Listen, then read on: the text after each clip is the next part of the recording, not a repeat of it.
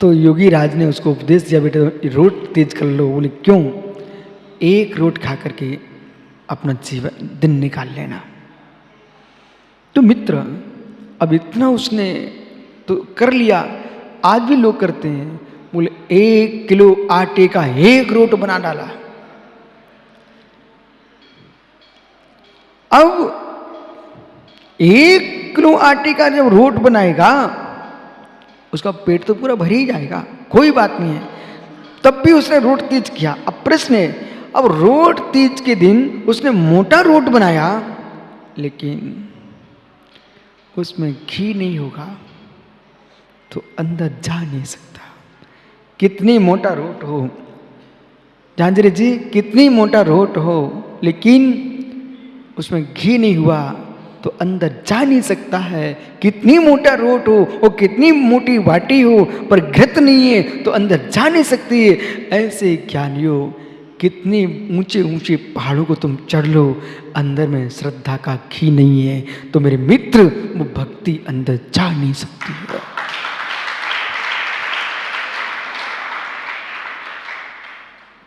रोटी तो मोटी बना ली, बालक ब्रजपुर देवी नगर, मोटी तो रोटी बना गई, लेकिन दाल भी चाहिए, घी भी चाहिए। सम्मेश्वर के नाम से चल दिया व्यक्ति ने, वंदना करने जा रहा हूं, लेकिन भावों में विशुद्धि की चिकनाई नहीं है और भक्ति की दाल नहीं है, तो वंदना बंद से मुक्त नहीं करा पाएगी। जिस काम के लिए आए हैं उस काम में ही लीन रहना। जिस काम के लिए आए हैं उस काम में ही लीन रहना, दूसरा काम करने का मन मत बनाना।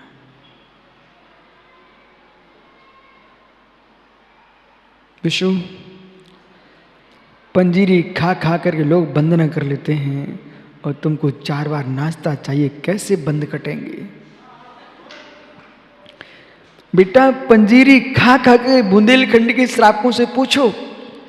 सुखानंद जी, पंजीरी खा खा कर लोग वंदना कर लेते सम्मेश्वर की, पंजीरी खा खा करके, और जो पंजीरी खा खा के वंदना करते हैं बीमार भी नहीं होते, क्योंकि पंजीरी गरीबी का काम नहीं है, पंजीरी वास्तव में औषधि है। जो वंदना की बात कहते हैं, बुखार आ गया, सिर दर्द कर रहा है, वंदना किए और पूड़ी खा रहे, लुचई खा रहे, मोटे मोटे पराठे खा रहे, और बोले बीमार हो रहा हूं। अरे बीमार तुम होंगे, वंदना के बाद तेल का सामग्री खाओगे, घी भरा खाओगे तो बीमार हो जाओगे। वंदना में तुम पंजीरी खाओगे ना, शीतलता मिलेगी। अब विषय समझो, वंदना करते समय मालपुआ खाओगे तो बीमार पड़ जाओगे, वंदना के समय मेरे मित्र पंजीरी खाओगे तो स्वस्थ रहोगे। एक और परमात्मा की वंदना चल रही है और एक और विषय कसा के मालपुए चल रहे हैं, वहां कहां से तुम ठीक हो पाओगे? वहां तो आपको भेद विज्ञान की पंजीरी खाना पड़ेगी। भेद विज्ञान की पंजीरी है मित्र। सम्यक दृष्टि जीव प्रत्येक क्रिया में भेद विज्ञान रखता है। भेद विज्ञान,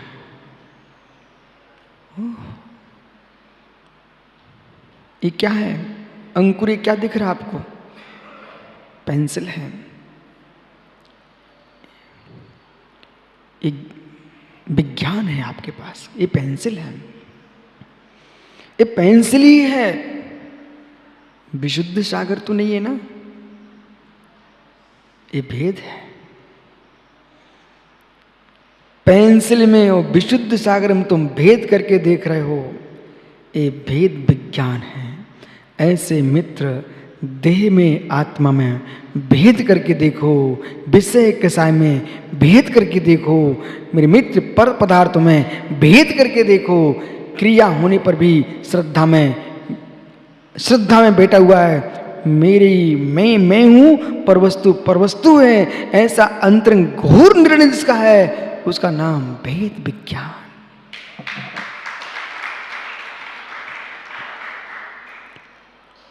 ललित कूट पर भगवान चंद्रप्रभु स्वामी के चरणों की मैं वंदना कर रहा हूं भेद विज्ञान के साथ। उसी समय मेरे मित्र पंडित बनारसी ये कोई एक युवना कन्या तुमको दिख गई, करो भेद विज्ञान। कन्या देखने का समय नहीं है, प्रभु चरणों का समय है। ये भेद करो, ये प्रभु चरण नहीं है, ये नारी है, प्रभु चरण अंदर हैं, उनकी वंदना करो, भेद विज्ञान पूर्वक वंदना करो।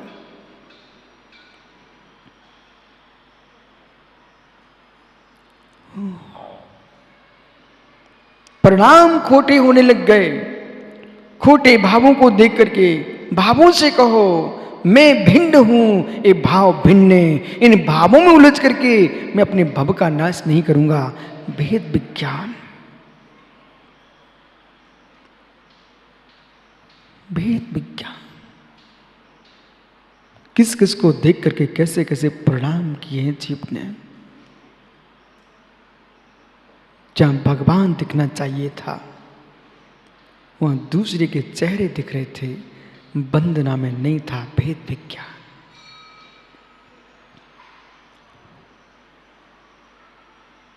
दिनेश पंडित जी 9 किलोमीटर की चढ़ाई चढ़ी, 9 किलोमीटर आप घूमे और 9 किलोमीटर पर उतर के आए। कितना हो गया? 27 किलोमीटर। दूसरे जी 27 किलोमीटर। विनोद भैया 27 किलोमीटर, कुछ घंटे तो लगे होंगे। 27 किलोमीटर की जो मेहनत चल रही थी, कम से कम भी घंटे लगेंगे तो 6 घंटे तो लगे ही जाएंगे। कम से कम लगेंगे तो 6 घंटे तो लगे ही जाएंगे। आराम से भी करोगे और अधिक भक्ति से करोगे तो 12-13 घंटे भी लग सकते हैं। लेकिन ज्ञानी इन घंटों के बीच में आपने दुनिया को ये समाचार तो दिए हैं कि सुखानंद जी भिंड वाले सम्मेशकर की वंदना कर रहे हैं, चारों तरफ समाचार भेज दिए। लेकिन प्रश्न ये कि सोनभद्र कूट पर तुम मोबाइल लगा रहे थे कि मैं वंदना कर रहा हूं, उसमें वंदना चल रही थी कि मोबाइल पे बातें चल रही थी। और फिर वहां खड़े होकर फोटो खींचे थे, वंदना चल रही थी कि चमड़ी के तस्वीरें खींच रही थी। ये ऐसा नहीं है यशोधर सागर जी कि मित्र ये वो शासन नहीं है जिसमें आकर के बैठ जाओ तनख्वाह मिलेगी, वेतन मिलेगा। ये वो शासन नहीं है जिन शासन कि जिसमें माता के बैठ जाओ, काम करने की जरूरत नहीं है। या तो उतना ही मिलेगा, भले तुमने 27 किलोमीटर के चक्कर काटे हूं, भले तुमने 3 से लेकर 6 से 12 घंटे तक लगाए हूं, लेकिन जितनी क्षण तुम्हारे भावों में प्रभु दिखे थे उतनी वंदना है, बाकी बंद है।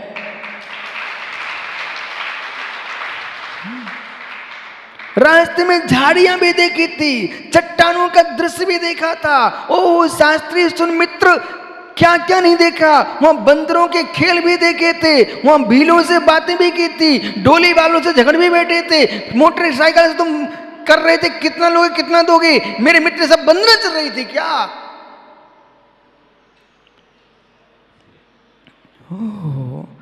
ओ विष्णु सागर जी पर नींबू की शिकंजी दिख गई, शिकंजी दिख गई। हार्दिक उधर ही मन चला गया, ये वंदना चल रही थी।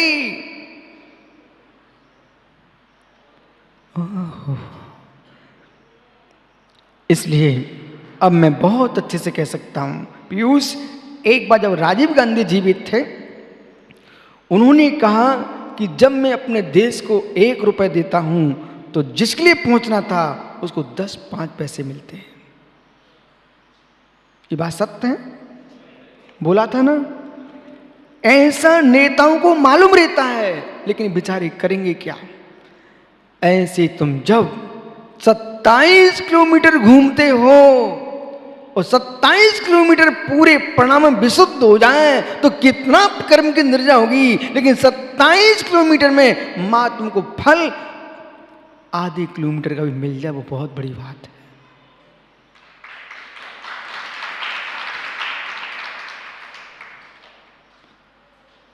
इसका तात्पर्य वंदना बंद मत कर देना, वंदना तो करते रहना। कम से कम आधे किलोमीटर में ही फल मिल गया तो वो भी तुम्हारे कल्याण का हेतु बनेगा। मैं तो यूं कह रहा हूं, मैं तो इसलिए कह रहा हूं कि पूरा का पूरा क्यों नहीं लेते हो।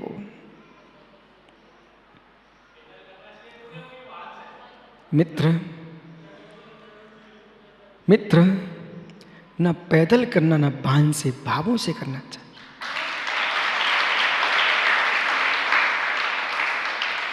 भावों की विशुद्धि पैदल से बढ़ रही हो, शरीर में शक्ति है तो भैया पैदल ही करना। वो सामर्थ्य नहीं है, वो वंदना के प्रणाम है, तो फिर आप देख लो। लेकिन उत्कृष्ट मार्ग, कुछ लोग जल्दी के चक्कर में जल्दी चले जाते हैं। इसलिए परंतु कोई वृद्ध है, अस्वस्थ है, हे मित्र, वंदना नहीं कर पा रहा है, कम से कम उसको जो साधन मिला है उसे वंदना करके आ गया, वह भाव विशुद्धि बन गई तो मेरे मित्र उसका कल्याण हो गया।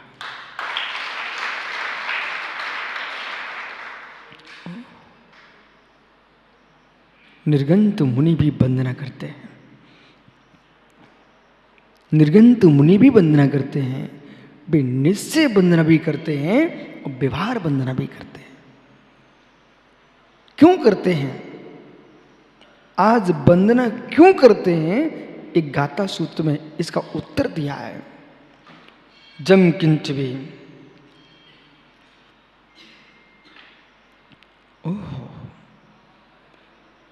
वो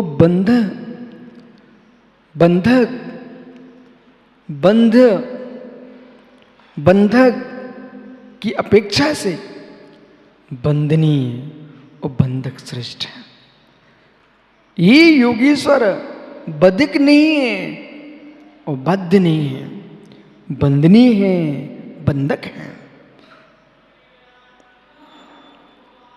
हाथ जोड़ना, सिर झुकाना, नमस्कार करना, प्रणाम करना, दंडक पढ़ना, कारुसर करना, भक्ति पूर्वक वंदना करना, मित्र ढोंग नहीं है, ये ढोंग नहीं है, एक प्रश्न है। महात्मा समर्थ सागर जी टीवी की एंटीना के कौन से वायर का प्रयोग है, कौन व्यर्थ में है? शास्त्री टीवी के एंटीने का कौन सा वायर उपयोगी है और कौन सा व्यर्थ में लगा है?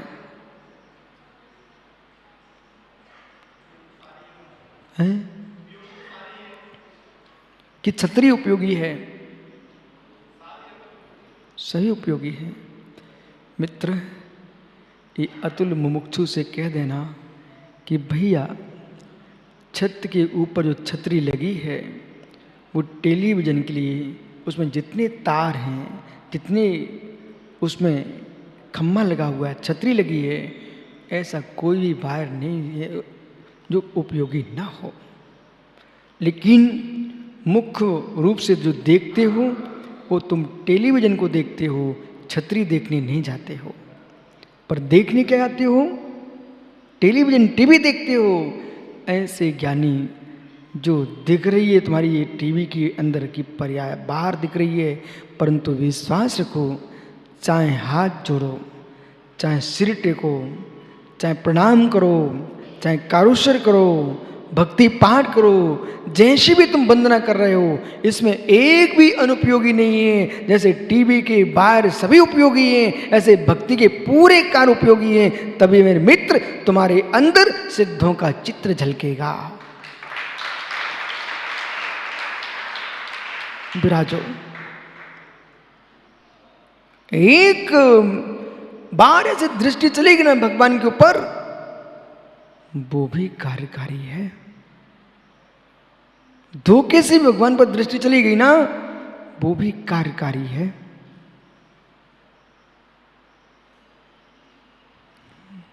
एक भी वस्तु अकार्यकारी नहीं है। इसलिए वीडियो व्यारम वंदना जो है, उव्यारम विनियो। नमस्कार, प्रणाम, नमोस्तु स्वामी। हाथ जोड़े आपने, नमोस्तु स्वामी। अब जैसे का नमोस्तु, अब देखना, हो सकता स्वामी का उपयोग कहीं चला गया हो, और जैसे नमोस्तु स्वामी सुना, अरे मैं मुनि हूं, हाँ आशीर्वाद, उनका उपयोग तुमने ठीक कर लिया और अपने भीतर की भक्ति प्रकट करके अपने अंदर की सही अशुद्धि बाहर निकाल दी। नमोस्तु। देखना, एक मिनट देखो, एक सुर में बोलना, अनुभव करना। आपने पेपरमिंट की गोली खाई बेटा, उससे क्या होता है?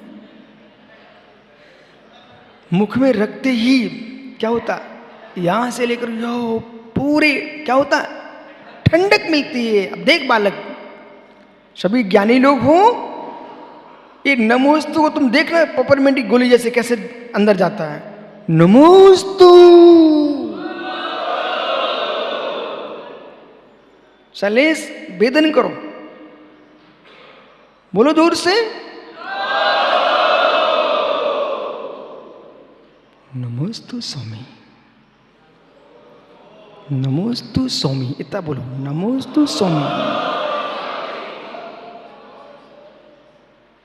अहो अरहन, सुनो सुनो, अरिहंत में और अरहन में दो कितना अंतर है। किशोर पहाड़ी जी भैया प्रभु के चरणों में जैसे ही पहुंचे, अहो अरहन, मेरे संकटों का हो उपशमन। अहो अरहन, अहो अरहन। देखो जीजा जी, चाचा जी, भैया जी, ये सब बातें ऐसे ऊपर भाग रही, मतलब फाल बल्टी, प्रेम नहीं है। मां, प्रेम नहीं है। हो मां, हो मां, अलग से अंदर जा, हो मां, अंदर जा रहा है शब्द। हो अरहन, एक बार तुम कई बार भगवान के दर्शन करती हो, आप वेदन कर लेना, मेरी बात को इतना मान लो, आज एक बार तुम अरहंत की प्रतिमा के सामने जाकर इतना कह देना, ओह अरहन। अब मेरी बात मत सुनो, अपने मन से देख के करो।